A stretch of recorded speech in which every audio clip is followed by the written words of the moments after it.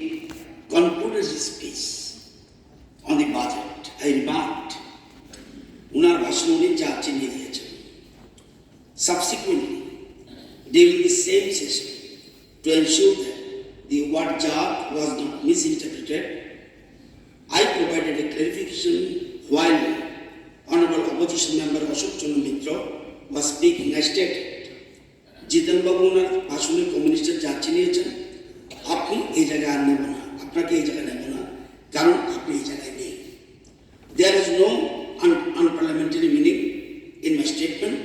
However, in an attempt to distort my remarks for political gain and to mislead the public, the CPM party's local mouthpiece, Daily Deshan Kotha, has published misleading and deliberately motivated report in today's edition, that means 25 Tarikh.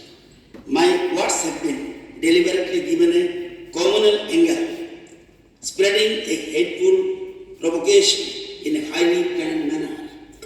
I am attaching copy of the aforesaid newspaper report with its complaint. There is no resemblance between the report and yesterday's relevant assembly proceedings. The published report has not only tarnished the dignity of the Legislative Assembly, but have also caused personal defamation to me and violated my privileges. In this context, under Rule 173 of the Rules and Procedure and Conduct of Business in the Tribunal Assembly, I express my intention to raise a breach of privilege complaint, Shadika Bandharoviju, against the editor of the newspaper. During the ongoing assembly session, I kindly request you to take the necessary steps as per the assembly rules. Eta our relevant portion of the assembly proceedings এবং পেপারটা আমি দিয়েছি, শুধু 2 মিনিটে বলবো।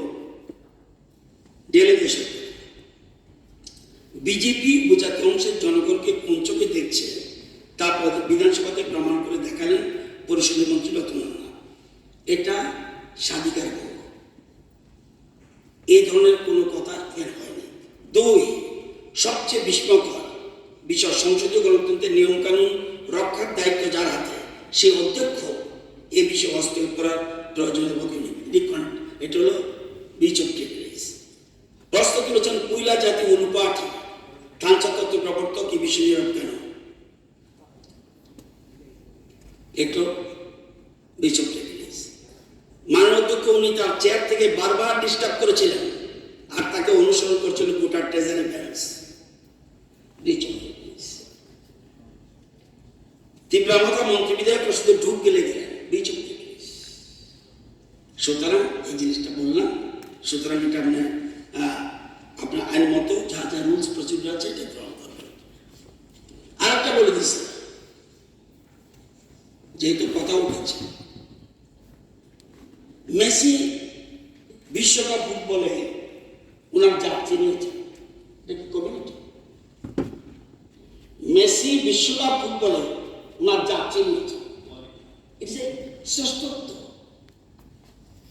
Politics করার উদ্দেশ্য যদি কেউ করে,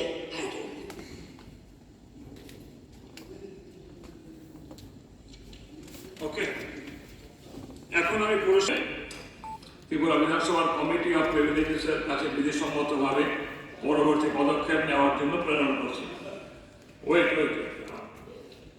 ত্রিপুরা বিধানসভার কার্যপ্রণালী ও নিয়মাবলী বিধির 177 নং অনুচ্ছেদ মূলে যেহেতু বিধানসভা একই অধিবেশনে, আই রিপিট, ত্রিপুরা বিধানসভা নিয়মাবলী 177 নং অনুচ্ছেদের মধ্যে বিধানসভা কাজের বিচার করলেন আপনি, একই অধিবেশনে একটি বেশি স্বাধিকার ভঙ্গের অভিযোগ গ্রহণ করার সুযোগ নেই,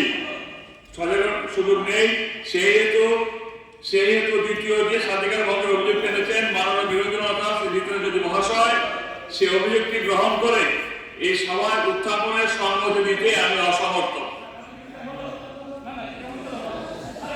According to rules, rules number 177, not more than one question shall be raised at the same sitting. Okay? এবার আমরা নেক্সট পর্যায়ে যাই।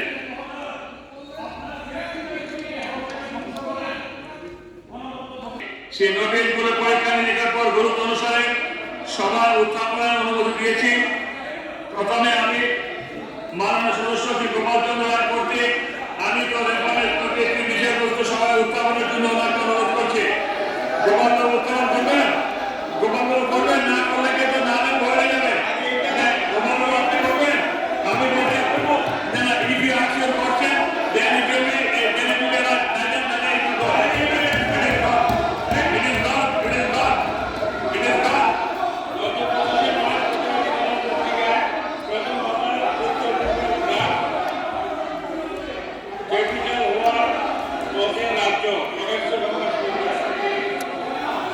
আমি স্বাস্থ্য দপ্তরের রতন বাবু, রতন বাবু, মুখ্যমন্ত্রী বলে আরে বলুন कराया टॉयरो মাননীয় মুখ্যমন্ত্রী মহোদয়, গোপাল বাবু একটা গোষ্ঠী ছিল ছাত্র ভাবনাতে মন্ত্রীকে মিশিয়ে বিমুখ করার জন্য আহ্বান করছি। যদি তিনি বিভিন্ন ব্যাপার হন তাহলে পরবর্তীকে তারিখ জানাবেন। ফার্স্ট এপ্রিল, ওকে। দ্বিতীয় রেফারেন্স দীপঙ্কর সেন শ্রী রামু দাস। এখন আমি ওনাদের রেফারেন্স কমিটি হিসেবে সভা উত্থাপনের জন্য অনুরোধ করছি। দীপঙ্কর সেন শ্রী রামু দাস 1, দীপঙ্কর সেন শ্রী রামু দাস 2, দীপঙ্কর সেন শ্রী